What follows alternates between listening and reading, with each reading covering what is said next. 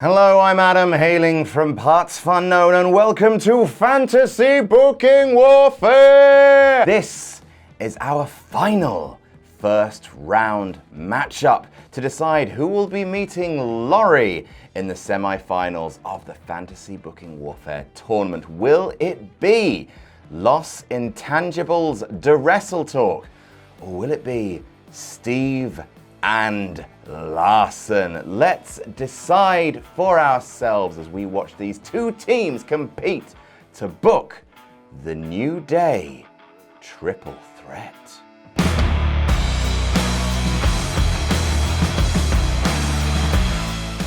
I am joined by our two competitors for Fantasy Booking Warfare. In the evil corner, Los Intangibles de WrestleTalk. Hello, boys. For life. Thank you very much. Thanks for having us. You're welcome. We're gonna win like we win everything else. Jam that's- That champion, Quizlemania champion. We're gonna win fantasy booking as well. Sure. All we do is win, win, win, no matter what. Yep. And in the better corner, our guests for this round, it's Steve and Larson. Hello, friendos. Hi. Well, wait a second there, Adam. I believe the proper introduction would be the current reigning, defending Quizlemania Tag Team Champions, the Friendos, Steve and Larson. I'm getting absolute Hogan versus Ultimate Warrior vibes. Champion versus champion. And you guys have been fantasy booking the New Day Triple Threat. Very much looking forward to seeing how this plays out. First of all, Lost Intangibles, did you have how was it? Was it difficult? It was alright. I think we came up with a solid plan. The real problem we ran into was the run time, because it's the New Day Triple Threat. You want like a nice, long, building, organic storyline to build to this big moment. You don't want to rush it, but also you need to fit it into 8 minutes. So, it was really difficult, that. But I feel like we've come up with something pretty solid. Stephen Larson, yours came in at like a minute to spare, so obviously that's not a problem you guys had. Yeah, we prefer an efficiency in storytelling. I'll be honest with you, though, Larson came in and trimmed a lot of the fat. I had things like time travel, live sex shows. At one point, I had Karrion Kross joining the New Day, and he said, Steve, listen, this is a serious situation. Really? And then he trimmed all that stuff out, and what we're left with is pure magnificent. I mean, I was standing there brushing my teeth, and then like a moment of inspiration, I was like, we can't have Karrion Kross joining the New Day. That doesn't make any sense. That'd be far too big a promotion for the lad, as he currently is. Right, so we're going to decide who's going to go first. Pete, you're a nerd. Do you have a dice in front of you? There it is. I certainly do. So odds are Lost Intangibles, evens for Stephen Larson. That's a 3.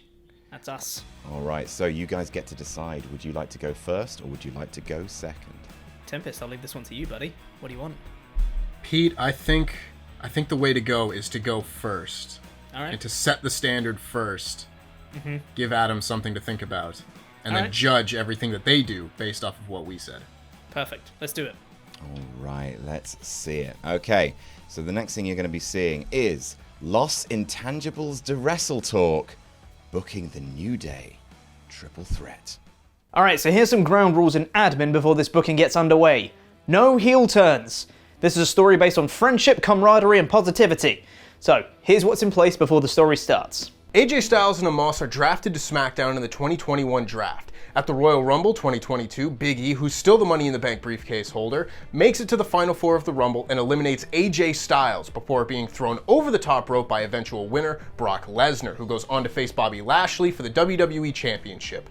AJ's upset with his elimination and says to Big E that if he can't get a world title shot from the Rumble, he will get one from Big E's briefcase instead, and challenges him for the briefcase at WrestleMania 38, which Big E wins. Also at WrestleMania 38, Roman Reigns defeats The Rock, retaining his Universal Championship, and during this time, Xavier Woods and Kofi Kingston have just kind of been around in the tag division on Raw, doing their thing, still being over as hell, but not really winning that much. I promise this is part of the plan. So this story starts on the SmackDown after WrestleMania 38.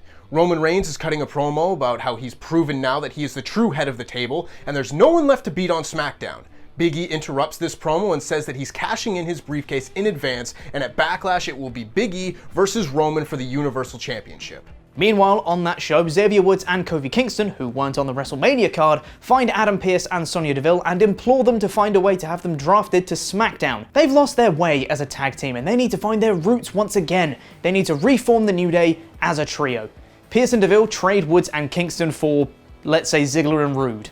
And Woods and Kingston start to get some wins. The build to Backlash is fairly simple. Emphasize Big E's decade in WWE and how he's never held a world title on the main roster, never even gotten a world title match on the main roster, and Roman can play off of how Big E's a big goofball and not serious enough to succeed. During the Backlash match itself, a few minutes into the match, the Usos try and run interference, but Woods and Kingston come down and run them off, and none of those four are seen again, making it a true one-on-one match between Big E and Reigns.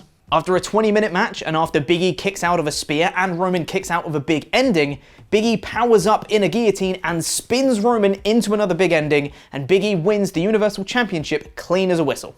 Woods and Kingston come out to celebrate and they recreate the shot from Kofi Mania with Kofi on their shoulders, but with Big E swapped out for Kofi instead. On the SmackDown after Backlash, there's a title celebration segment in the ring where the New Day congratulate Big E.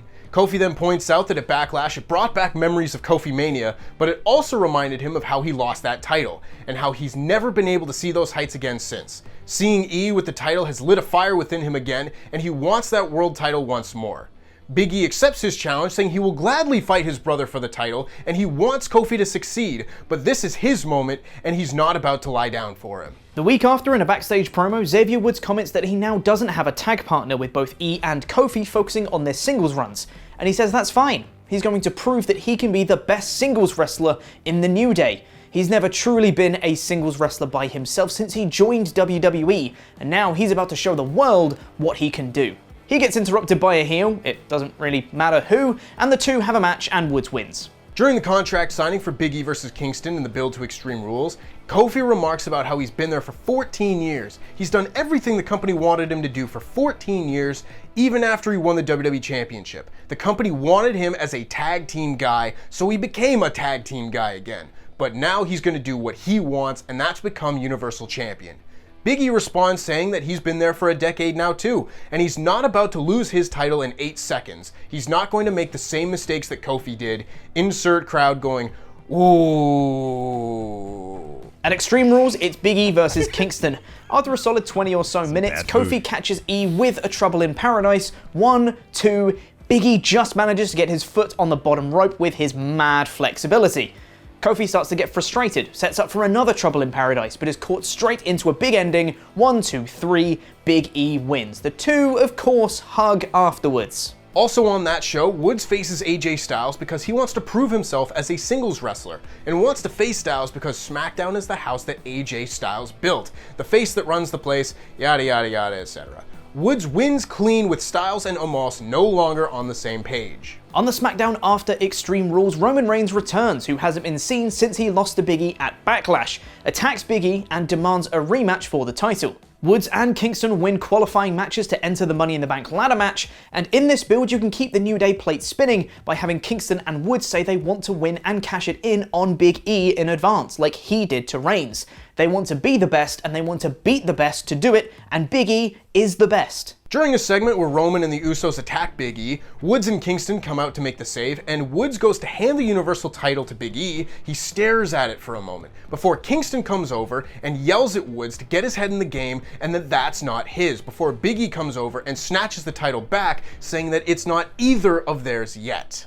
So at Money in the Bank in the ladder match, it's just Woods and Kingston on top of the ladder, wailing away on each other, neither one giving in, before AJ Styles comes in, tips them both off the ladder, through 2 tables on the outside, climbs the ladder and wins the briefcase. Because of their injuries, Woods and Kingston can't help Big E in the main event, leaving the Usos to interfere, meaning Big E has to fight off Jay, Jimmy and Roman.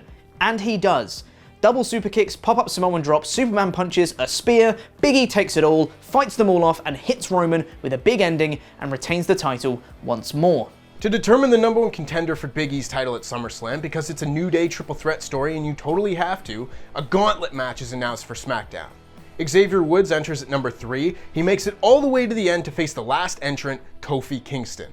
This gauntlet match takes up about an hour of the show, with these two getting at least 20 minutes to themselves. Both still injured from Money in the Bank, exhausted, Kingston dodges a springboard clothesline, Woods dodges a Trouble in Paradise, and they hit dual super kicks at the same time, collapsing on top of each other and pinning each other. They both just manage to get to their knees while the crowd doesn't know what to do, and they stare at each other, wondering what's next before Big E's music hits. He comes down and says into the microphone, "I guess it was just meant to be.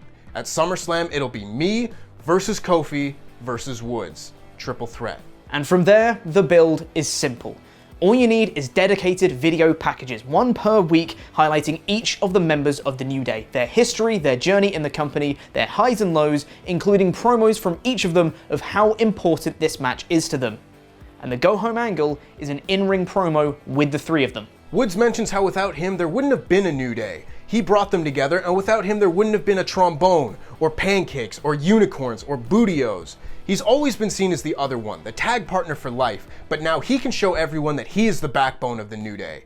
Kofi says that without him, the New Day would have broken up years ago. It was his guidance and his experience that helped these two young upstarts find success. And Big E says without him, the New Day would have been just another tag team, lost in the shuffle, like they were when they didn't have him around. Each of them has contributed to the success of the New Day, and this promo is designed to show it and to show what a unit they are together. And at SummerSlam itself, the triple threat happens. It's the main event, because of course it is, and there's an argument to be made for any one of these three winning. For this booking, we've decided to go for Kofi Kingston, to give him that one more run at the top, to prove he wasn't a flash in the pan or wasn't a flavor of the month. And the show can end with the three of them hugging, confetti raining down, and recreating one more time Kofi on their shoulders as a world champion. And that's how we'd book the New Day triple threat. Oh, at the final hurdle, boys. Landing right on your face. Another Kofi Kingston title run, is it? Tempest, take it away, buddy. Absolutely. Absolutely. You can see, even from just Bianca Belair getting a similar treatment at SummerSlam, no one is over Kofi Kingston losing in 8 seconds. Look, man, I'm razzing you because I think there was a lot of really good stuff in there. I liked how character focused it was. Feeding Roman to Big E, boys. Or what was the because like Bobby already killed Kofi. Like, is the motivation not there? And also Big E can just jump across brands because he's got the briefcase. He could. It's possible, but also I think once Roman beats Rock, if that's the plan, if Roman beats Rock at next year's WrestleMania, what else is he going to do? He's proved himself as the head of the table. I think he can lose to make a star out of Big E. Absolutely, I'd say so. Maybe. I don't know. I'm not, like, I feel like it borderline might damage Big E for that point. Because if you take Roman Super Saiyan and have him beat The Rock, maybe people will want Big E to beat him. Maybe they won't. I don't know. Maybe you need to beat Big E with Roman first and then build up to it. Once Big E had the title, I really enjoyed it. Because I will also point out, though, you said no heel turns, just good friendship. You should have kind of caveated that, saying no heel turns, just a bunch of guys being a little pissy at each other. There is so much passive aggression in this. Really. I was like, wait a second, positivity? These guys are all being dicks to each other. Stephen Larson, what do you think? I really liked it. The only thing would be, it's got to be Woods at the end, because he isn't the guy who's gotten it before. And then also, I mean, this is WWE. You have to have at least 3 championship contender matches along the way, and you didn't have any of that, so you get not enough points rematches overall. I think a lot of the inspiration behind some of our ideas here came from the Sami Zayn, Adrian Neville feud in NXT, where Adrian Neville never turned heel by the end, but there was definitely a sharpness to the promos by the end. But once it ended, they were still able to hug and both be baby faces. That was kind of our mentality behind we're going to leave heel turns to one side and maintain more of a positive outlook on things. And regarding Big E beating Roman Reigns, I think the big problem with SmackDown lately is that there hasn't been a top babyface to go against Roman. And we wanted the Bobby Lashley loss to more play into Kofi and Woods' decline on Raw before moving over to SmackDown and reuniting with Big E. Whereas Big E was able to beat Roman, who is, beating The Rock, is going to be at the top of WWE. And hopefully you can coronate a new top babyface on SmackDown in the same time. I don't know how you can say that there isn't a top babyface on SmackDown right now with Cowboy Viking Brock Lesnar having strolled back in from the rodeo bar. Hey, we recorded this before SummerSlam. Oh, It's a break. I like that he did win your Rumble to kick things off, though. I like that. Yeah, he certainly did. Sure did. Right, so let's move on to Steven Larson's booking. Let's see how Steven Larson would book the New Day Triple Threat. Okay, so we start everything at WrestleMania 38, April 2022. And as expected, we get Roman Reigns, the Tribal Chief, versus Rock, the Hollywood Chief, Dwayne Johnson. But earlier in the night, we also had Big E versus Goldberg. Larson, it's 8 minutes of big men slapping meat.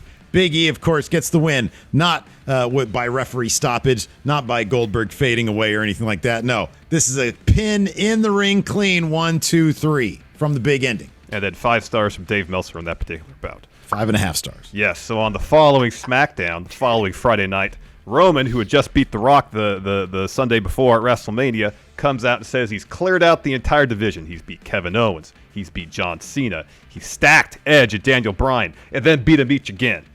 He's beaten Brock Lesnar, and of course, he just beat The Rock. There's no one left for him to defend the title against. But then, fresh off his win against Goldberg, comes Big E, carrying that Money in the Bank briefcase, says, "Hey, Roman, you've never beaten me, and you won't tonight."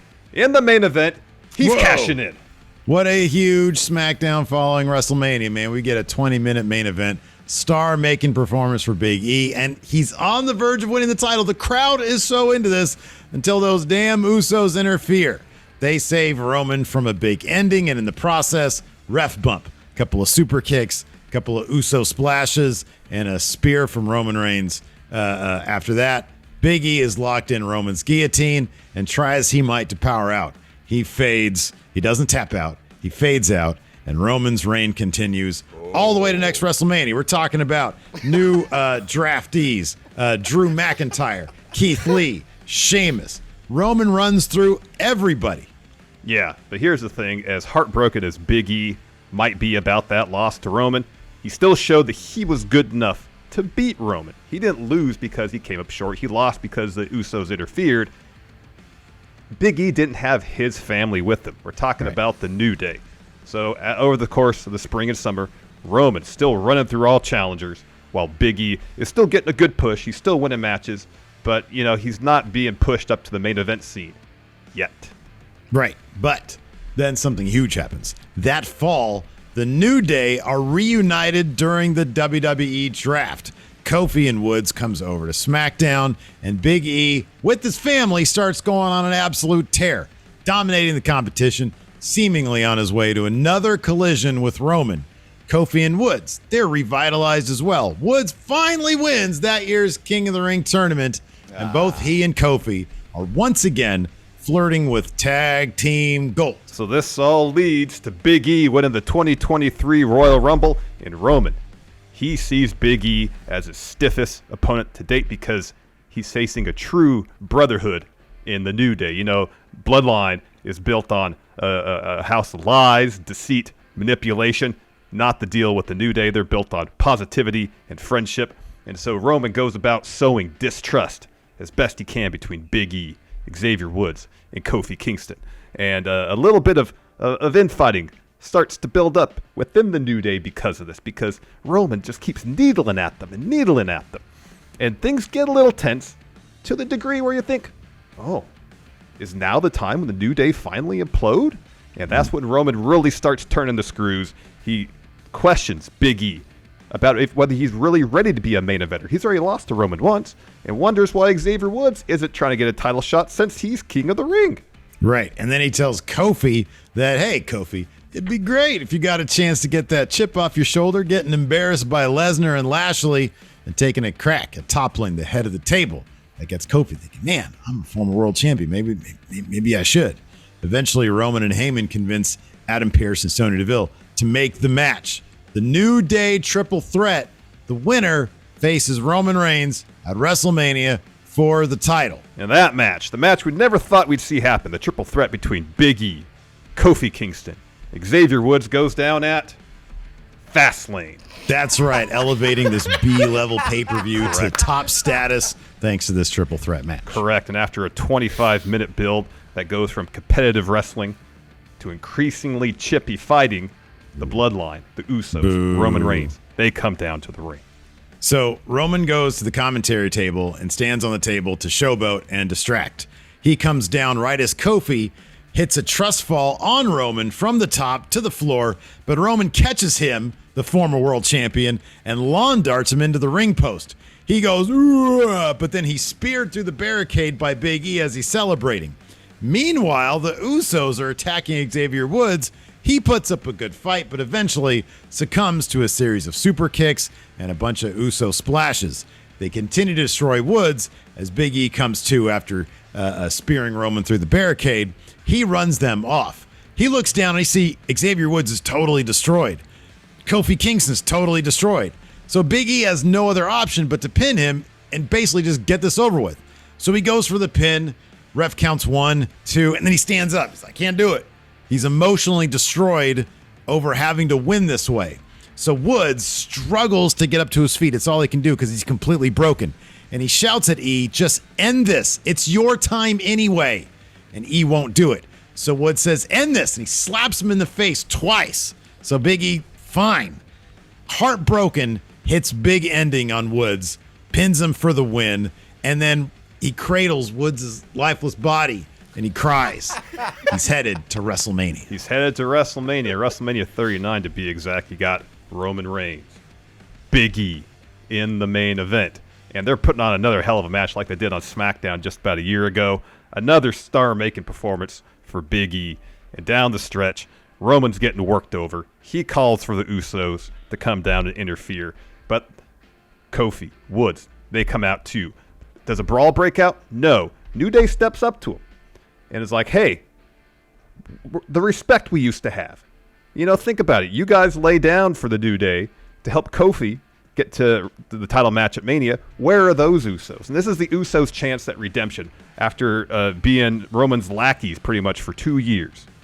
Do they go and cost Big E that match and help Roman retain that title? Or do they back off and let the match finish just one-on-one? They choose the latter. Roman eats a big ending. 1, 2, 3. Big E is your new Universal Champion. And the crowd goes home happy. There you go. Beautiful. Mwah. Perfect. It's poetry, really, is what it is. I mean, it's like, Shakespeare, but like, if, better. Take that, Shakespeare. The humility of Stephen Larson. Okay, well, let's just start. Let's start at Fastlane then. Fastlane, is it, boys? Fastlane. Yes. Let's yes. pay-per-view before WrestleMania. Look, man, Nick Khan is like, we have to elevate all these other pay-per-views. They all have to do better than each other. So it's like Fastlane at like Allegiant Stadium is like 60,000 people strong at Fastlane. It's like, wow, look at the money we're bringing in. They're really starting WrestleMania a month early. Last year, we had the kickoff show pretty much on SmackDown. It's a month-long WrestleMania now, virtually. I mean, hell, the Shield triple threat was at Battleground, so that's the universe we live in, right? What I really like about this booking is like there's a lot of character details in the match. Like, I think it's very interesting. Like, Lost Intangibles, way more about the kind of the character setups, like a character in the setup, and you guys like have these kind of like I'm sorry I love you moments, which I'm always like a big sucker for. Like those are the moments that I kind of really look for in a booking for sure. I will say having Big E put his Royal Rumble title shot on the line is a step too far for me personally, but like that thing, like the Xavier Woods, like Big E, Superman holding Supergirl is something of a chef kiss. There's a lot of overbooking in sort of like the WrestleMania aspect of it, but I do like the fact that it was brought back to Yo Uso, we forfeit, and like having actual kind of friendship and family being the thing that motivates the Usos on their story to redemption. I think that is very, very thematically neat. If there was a kind of a few it's just Fastlane, guys. I can't get over it. Lost Intangibles, I will let you step in and give your thoughts. I thought it was a really good booking of Big E's Universal title win. Oh, that is... Thank you, Pete. That is so passive-aggressive. Like, It felt like the triple threat was a diversion along the way of Big E's journey than it was a booking of the triple threat, if that makes sense. It's a fast lane, guys. Come on. Yeah, it's great. That's the pay-per-view before WrestleMania. Biggest show of the year. Yeah.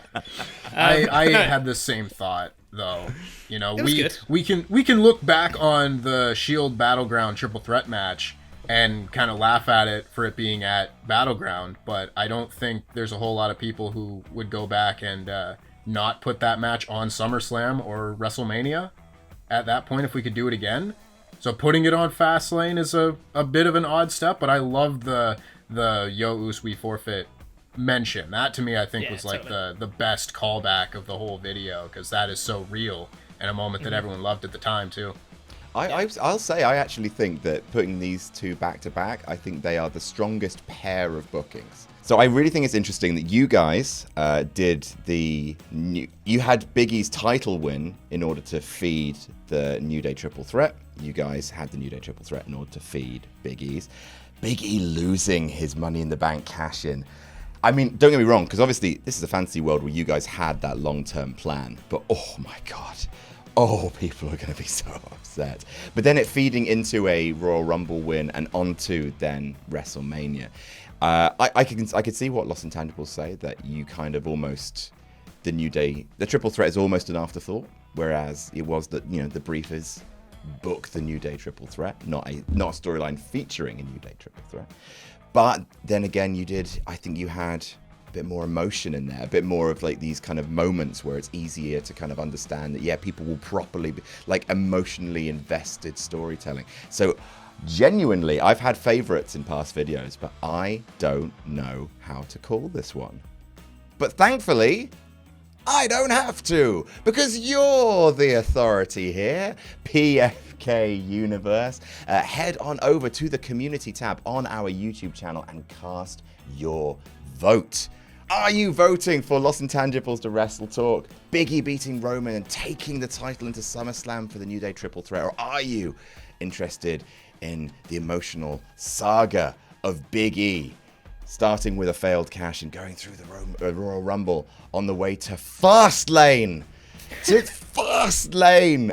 And then It's the pay-per-view before WrestleMania. It's the pay-per-view before WrestleMania. Come on. Cast your vote to see who will be heading to face Laurie in the semi-finals of this, the Fantasy Booking Warfare Tournament. Cast your vote and jam that jam. Cast your vote and jam that jam, everybody. We'll see you next week.